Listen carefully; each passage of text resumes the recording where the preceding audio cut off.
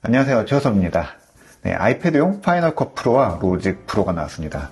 좀 놀라운 일이긴 하죠. 근데 또 한편으로 생각해보면 뭐 그렇게까지 놀랄 일은 아닌 거 아닌가라는 생각도 들어요. 네, 이미 우리는 뭐 아이패드와 똑같은 프로세서를 이용해서 파이널 컷 프로, 로직 프로를 돌리고 있었으니까요. 네, 그게 그냥 뭐 흉내를 비슷하게 내는 정도가 아니라 이전의 경험들 혹은 또 그 이상의 것들을 우리 계속 만들어줘 왔었잖아요. 그래서 아주 오래전에 만들어진 뭐 리거시 플러그인 이런 것만 아니면 대부분의 상황에서는 이 M1, M2 계열에서 이 두 앱이 이전보다 더 나은 경험을 주고 있던 건 분명히 사실이죠. 그래서 결국 나왔습니다. 5월 24일에 나왔고요. 한글화도 이렇게 다 되어 있습니다.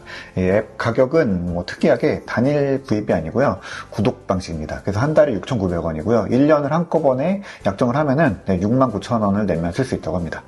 사실 이 구독 형태의 파이널 컷 프로, 뭐 로직 프로는 예전부터 소문이 있었죠. 지금까지 맥용 파이널 컷 프로는 449,000원이었고요. 로직 프로는 299,000원이었거든요. 이 좀 가격이 옛날보다 환율 때문에 오른 것 같긴 한데, 그래도 여전히 뭐 활용도나 비슷한 역할을 하는 다른 소프트웨어들이랑 비교하면 저렴한 편이긴 합니다. 그래도 보면은 이런 앱은 한 번 사면은 아주 오래 쓰기 때문에 구독보다는 그냥 한 번에 돈 내고 그냥 마음 편하게 쓸 수 있는 구매 형태였으면 좋겠다라는 아쉬움이 있긴 해요. 구독 형태로 전환하는 이유는 딱 두 가지로 보입니다. 일단은 이 아이패드 사용자들이 이 앱에 대한 접근이 전혀 좀 다른 거죠. 아직까지는 이 맥에서는 뭐 프로그램을 구입하는 거 이런 게 익숙하죠. 그래서 뭐 몇십만 원이라고 하더라도 그걸 딱 같이 구입하는 게 그렇게 이상한 일이 아니에요. 그래서 아예 맥을 구입할 때 이 앱들을 같이 구입하는 옵션들도 있죠. 근데 아이패드에서 뭐 10만원 넘는, 뭐 당장 10만원짜리 앱을 산다고 생각해보세요. 그러면 하는 느낌이 먼저 오죠.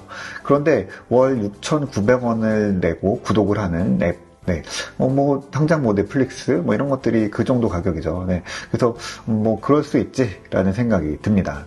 좀 묘하긴 하죠. 같은 일을 하는 앱인데 기기에 따라서 앱 가격에 대한 성격이 좀 다르게 느껴지는 거죠. 그리고 또 하나는 이게 트렌드라는 점인데요. 이미 많은 구입형 앱들이 이 욕을 먹으면서도 구독 형태로 전환을 하고 있죠. 이게 초기에는 앱을 파는 게 익숙하고 좀 더 높은 가격에 팔 수 있으니까 이게 훨씬 더 좋았는데, 이 시장이 어느 정도 정점에 이르고 나면은 구입률이 그 뒤로는 이렇게 늘지 않죠. 대신에 이제 계속 오랫동안 쓰는 고인물들이 늘어나고, 또 이 사람들의 업데이트에 대한 요구들을 굉장히 강하게 얘기할 수밖에 없어요. 그러다 보면은 이후 개발에 대해서는 뭐 수익이나 운영에 대해서는 이렇게 썩 좋은 비즈니스 모델이 아닌 거죠. 그러면 아무래도 새로운 기술 적용이나 뭐 업데이트 이런 것들이 늘어지는 경우가 생겨요. 그래서 중간에 앱이 뭐 포기하고 사라지기도 하고 이런 경우들도 없지 않죠. 그래서 욕을 먹으면서도 이 구독으로 전환을 하는 거고, 또 그렇지 않은 기업들은 뭐 프로크리에이트 같은 앱들이 대표적이죠. 이런 회사들은 가격을 뭐 구독이나 이런 걸로 바꾸지 않고 그대로 우리 고객들을 끝까지 가져가겠다. 뭐 이런 어떻게 보면 사명이 있거나, 또 아니면은 그럼에도 또 지속적으로 그걸 바탕으로 시장이 커지는 것도 있을 거예요. 그래서 이제 이런 모바일 앱들은 완전히 구독형으로 전환하는 게 거의 뭐 트렌드처럼 되고 있죠. 맥은 사실 구독형으로 바꾸면은 정말 기존 사용자들의 원성이 대단할 것 같죠. 아이패드용은 어떻게 보면은 서로 뭐 애플도 그렇고 우리 이용자들도 그렇고 이 정도가 괜찮은 모델이 될 수 있다라고 봅니다. 가격도 뭐 파이널 컷이 1년이 69,000원이니까 한 번에 구입할 때 449,000원 이거 생각하면은 6년 반 정도 그 정도 쓰면은 이 가격이 비슷해집니다. 로직은 4년이 조금 넘네요. 로직이 그래서 조금 더 비싼 게 아닌가라는 생각이 들긴 합니다. 지금 저 파이널 컷 프로부터 먼저 계속 써보고 있거든요. 기능적인 부분들은 거의 비슷해 보입니다. 기본적인 UX가 지금 당장 딱 안겨줘도 원래 맥에서 하던 일들 다 할 수 있을 것 같아요. 멀티캠 편집도 되고요. 뭐 여러 가지 기존에 쓰던 카메라들에서 찍었던 그런 소스들도 다 됩니다. 프로레스나 HDR 편집도 당연히 되고요. 그런데 화면 구성이 조금 다르긴 해요. 이 각종 설정들 만지는 인스펙터라고 그러죠. 이게 여기 버튼으로 껐다 켰다 할 수 있게 돼 있어요. 그래서 이거 누르면 인스펙터가 나옵니다. 그래서 여기서 뭐 화면 크기를 조절한다거나 뭐 영상의 이런 뭐 옵션들 이런 것들을 다양하게 직접 조절할 수가 있어요. 그래서 원래 이게 사실은 여기 있었잖아요. 그래서 늘 여기 있던 게 일로 오니까 조금 어색하긴 한데 이렇게 껐다 켰다 할 수 있도록 한 거 굉장히 괜찮은 것 같고요. 오히려 이게 이제 터치 때문에 이렇게 된 것 같은데 터치로 뭐 이런 것들을 조작하기에는 이 위치도 괜찮은 것 같아요. 그리고 또 위치가 바뀐 게 이쪽인데 자막 같은 타이틀이 원래 자막 타이틀이 이쪽에 있었잖아요. 근데 이것들이 이쪽으로 옮겨갔습니다. 그래서 뭐 트랜지션이나 효과 이런 것들이랑 같이 자리를 하게 됐어요. 이거는 생각해보면은 이게 원래 맞는 구성이 아닌가 싶어요. 우리가 영상에 어떤 효과를 입힐 때 이쪽에서 뭘 가져오는 것보다는 이쪽에서 효과를 입히는 그 창에서 그대로 옮겨오는 게 더 나은 것 같죠. 근데 조금 아쉬운 게 아직 모션에서 만든 이펙트 같은 게 바로 반영이 안 돼서요. 반응형 자막 같은 거 많이 쓰시는 거 아직은 안 됩니다. 플러그인들도 아직은 좀 그렇고요. 근데 아마 이것도 곧 될 것 같아요. 전체적으로 화면 구성들은 이 터치 스크린들을 염두에 두고 구성이 되어 있고요. 손가락으로 정확히 포인트를 해서 이렇게 조작을 할 수 있고요. 또 재밌는 게 이 조그 다이얼이거든요. 이 버튼을 누르면 조그 다이얼이 펼쳐집니다. 그래서 이렇게 미세하게 프레임을 넘겨야 될 때는 이걸 조정을 하면은 아주 굉장히 매끄럽게 조정할 수 있어요.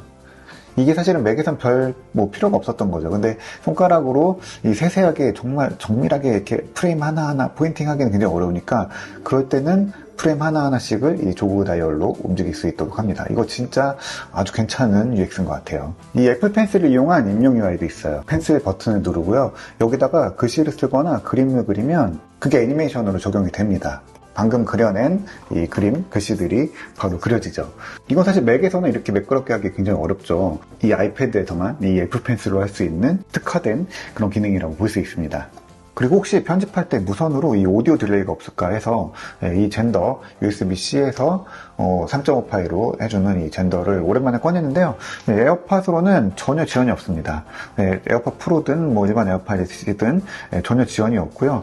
아주 정확한 타이밍에 동기화가 됩니다. 그래서 제가 이 공치는 영상을 했는데 공에 맞는 순간 정확히 오디오가 그대로 들리더라고요. 그래서 뭐 맥에서도 그렇게 했지만 충분히 편집할 수 있습니다. 아무리 그렇다고 해도 이런 뭐 다른 블루투스 이어폰들은 좀 지원이 있어요. 그래서 영상 볼 때는 전혀 문제가 없지만 편집할 때는 무선을 쓰시려면 최소 에어팟이 필요합니다. 네, 뭐 이거는 사실 애플이 같이 다운받을 수 있게 해준 데모인데요. 이거 보면은 사실 뭐 성능 이런 거 보면은 전혀 의심할 이유가 없죠. 대신에 꼭 M1 이상의 프로세서가 필요하죠. 그래서 지금 되는 아이패드가 뭐 아이패드 프로 11인치는 3세대, 4세대, 그리고 12.9인치는 5세대, 6세대, 그리고 아이패드 에어는 최근에 나온 5세대에서 됩니다. 아이패드 미니는 아직 M1 들어간 게 없으니까 아직 안 되죠. 그래서 저는 사실 원래 아이패드 프로 11인치 1세대를 쓰고 있는데요. 이거 꽤 오래 썼는데 사실 성능에 대한 뭐 아쉬움 이런 거는 사실 거의 없어요. 뭐 자주 쓰지는 않지만 루마 퓨전이나 아이무비로 편집하는데 이게 성능이 부족하다라는 생각 들지 않았었거든요. 근데 이게 뭐 팝컷이나 로직은 조금 어려운가 봐요. 네, 사실 나오면 될 것 같긴 하거든요. 이 팝컷보다 더 무겁다고 하는 이 다빈치 리졸브도 그냥 제가 쓰는 정도에서는 웬만큼 돌아갑니다. 네. 애플은 뭐 그게 충분하지 않다고 본 것 같고요. 또 어떻게 보면은 맥과 아이패드 이 두 기기를 같이 맞춰서 개발하려고 프로세서 맞춘 것 같긴 한데 다른 한편으로는 또 이제는 이쯤 되면은 기존 기계는 좀 털어내고 가자라는 의도도 없진 않은 것 같아요. 어쨌든 이제 새 아이패드가 필요한 순간이다라는 생각을 아주 오랜만에 하게 됐습니다. 그래서 마지막 이야기는 다시 이제 뭐 통합 이야기를 오랜만에 좀 해보려고 하는데요. 애플은 이 칩 통일하고 개발 환경들 이런 것들 꽤 오랫동안 맞춰왔죠. 그래서 아직도 이 아이패드에서 맥OS가 뜬다 아니면은 뭐 맥에 터치 스크린이 들어갈 거다 뭐 이런 기대들이 없진 않죠. 뭐 그게 영원히 안 될 거다라고 말할 수는 없겠지만 뭐 상황은 언제든 달라질 수 있겠죠. 근데 적어도 지금은 애플의 통합은 뭐 그런 거랑은 전혀 관계가 없다고 봅니다. 아이패드에 맥OS가 들어온다고 그게 맥북보다 뭐가 더 나았겠어요.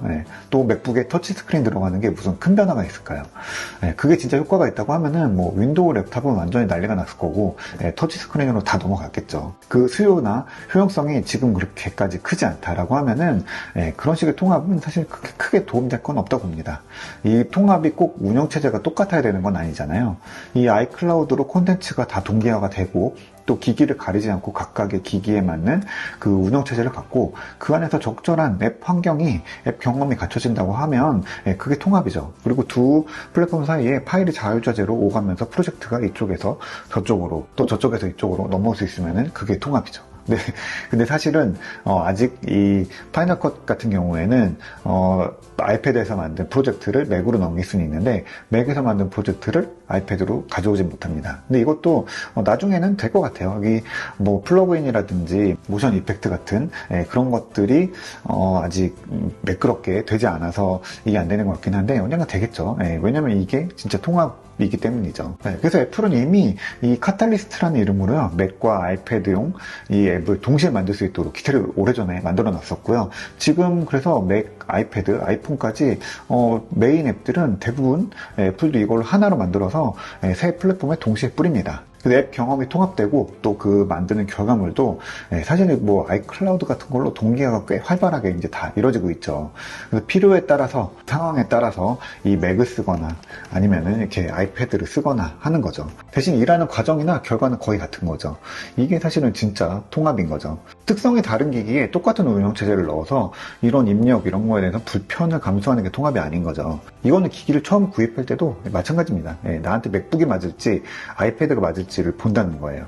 운영체제는 결국에 이 기기의 기본 성격, 목표를 딱 지정하고 그거를 반영하는 거고요. 맥북이랑 아이패드는 전체 활용 시나리오를 보면은 분명히 뭐 다른 기기고요. 그 다른 특징을 분명히 구분을 지어서 따로 가져가는 게 맞습니다. 그래서 이 파이널 컷 프로는 뭐 그동안 뭐 페이지, 넘버, 키노트에서 이어져 온 그 경험, 두 플랫폼을 오가면서 일하는 그 경험의 딱 이 마무리에 가까운 것 같습니다. 성능도 그렇고 입력 장치도 이제 자리를 딱 잡으면서 그게 완성이 됐달까요? 그래서 프로를 위한 아이패드의 결정이 이번 두 앱이야 아닐까 싶습니다. 아직 이걸로 뭐 100% 편집까지는 못하고 있는데 좀 익숙해질 수 있도록 저도 여러 가지 기능들 해보고 있는 중인데요. 곧 이걸로 만든 영상도 올려볼게요.